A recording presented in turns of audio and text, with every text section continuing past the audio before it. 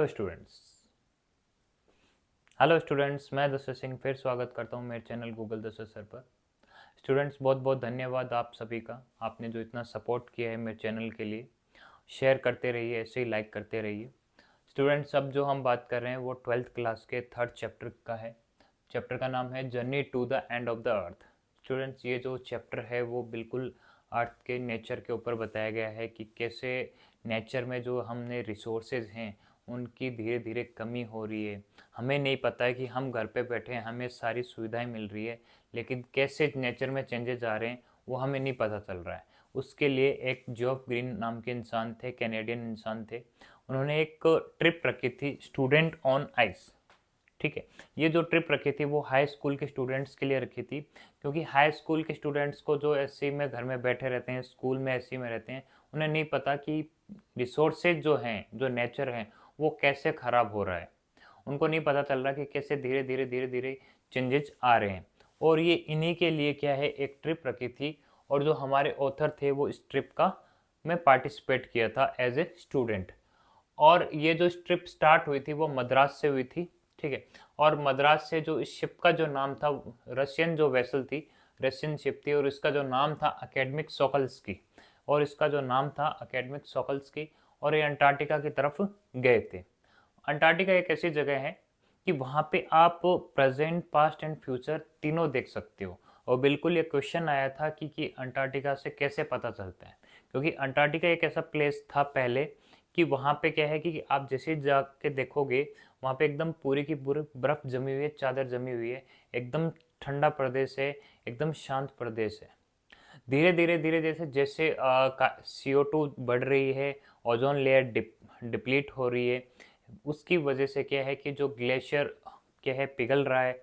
ठीक है, और उसकी वजह से धीरे धीरे कैसे हमें हानि हो रही है, और उसके बाद में फ्यूचर में और क्या होगा वो वहाँ पे हमें पता चल सकता है।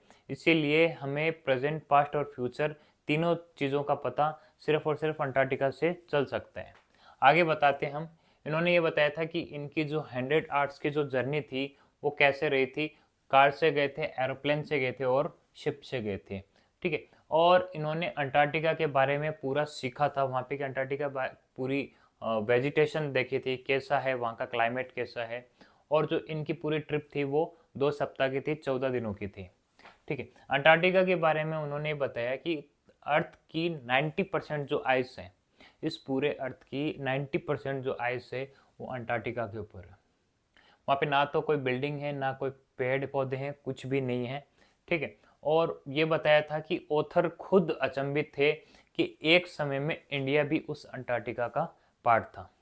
एक समय में अंटार्कटिका का पार्ट था। एक समय में एक बहुत बड़ा कॉन्टिनेंट था, तो छोटे छोटे कॉन्टिनेंट हो गए। बहुत बड़ा कॉन्टिनेंट था, उस सुपर कॉन्टिनेंट, और सुपर कॉन्टिनेंट जो साउथ सुपर कॉन्टिनेंट था उसका नाम था गोंडवाना, जो 650 साल पहले हुआ करता था। उसमें वहाँ पे क्या था कि वहाँ पे ना कोई ह्यूमन लाइफ थी। क्लाइमेट था वो बहुत गर्म था। अब देखो कितना चेंजेस आया है कि गोंडवाना जो ऐसा था जिसमें वहाँ पे कोई भी ह्यूमन लाइफ नहीं थी, और एकदम क्लाइमेट बहुत गर्म था। और आज ये हो गया कि क्लाइमेट एकदम पूरा ठंडा हो गया, बर्फ जम रही है। ठीक है, फ्लोरा और फौना थे वहाँ पे, और कुछ नहीं थे, वनस्पति थे। बहुत गर्म जगह थी। 500 मिलियंस, मतलब 500 मिलियन साल में क्या चेंजेस हैं। गोंडवाना फ्लरिश हुआ।